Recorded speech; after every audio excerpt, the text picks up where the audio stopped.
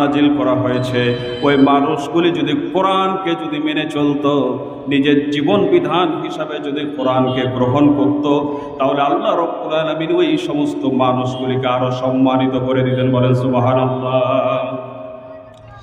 আমরা দেখতে পাই সাহাবীদেরকে, বিশ্বনবীকে, সাহাবীদেরকে যারা কোরআনকে গ্রহণ করেছিলেন, কোরআন দিয়ে যারা জীবন পরিচালনা করেছিলেন, কোরআনকে গ্রহণ করার কারণে ওই মানুষগুলি, রসুলের সাহাবায়ে কেরামগুলি কোরআন গ্রহণ করার কারণে তারা শ্রেষ্ঠ মানুষে পরিণত হয়ে গিয়েছিলেন। হযরত উমরের মতো একজন কাফের, যেই উমর আল্লাহ রসুলকে হত্যা করার জন্য আল্লাহ রসুলের পিছন পিছন ছুটত, সে হযরত উমর যখন এ কোরআনের কাছে আসলেন, এ কোরআনকে যখন গ্রহণ করলেন, কোরআন দিয়ে যখন জীবন সাজাতে লাগলেন, তখন তার সম্মান মর্যাদা, তার দাম আল্লাহ রাব্বুল আলামিন এত বাড়ায় দিলেন যে নবীজি বললেন, আমার পরে তো আর কেউ নবী হবে না।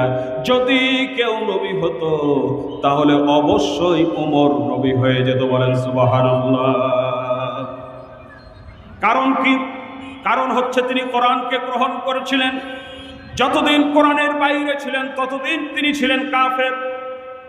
আর যখনই তিনি কোরআনের কাছে চলে আসলেন, আল্লাহ রাব্বুল আলামিন তার সম্মান বাড়ায় দিলেন। শুধু তাই নয়, পৃথিবীতে যে কয়েকজন সাহাবীকে জান্নাতের সুসংবাদ দেওয়া হয়েছিল, তার ভিতরে হযরত ওমর একজন।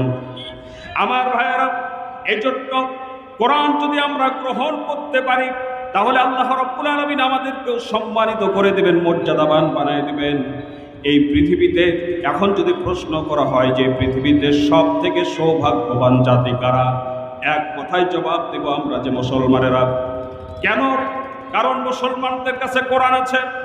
আবার যদি সঙ্গে সঙ্গে পাল্টা প্রশ্ন করে এই পৃথিবীতে সব থেকে দুর্ভাগা জাতি কারা, জবাব একটাই আসবে, মুসলমানেরা। এর কারণ কি? এর কারণ হচ্ছে যতদিন মুসলমানেরা কোরআনের কাছে থাকবে ততদিন পর্যন্ত সম্মানিত থাকবে, গোটা পৃথিবী মুসলমানেরা শাসন করবে। আর যখনই মুসলমানেরা কোরআন থেকে দূরে চলে গেল, তখনই মুসলমানেরা লাঞ্ছিত, অপমানিত, মাজলুম হতে লাগলো। এজন্য আমাদেরকে কোরআনের কাছে আসতে হবে।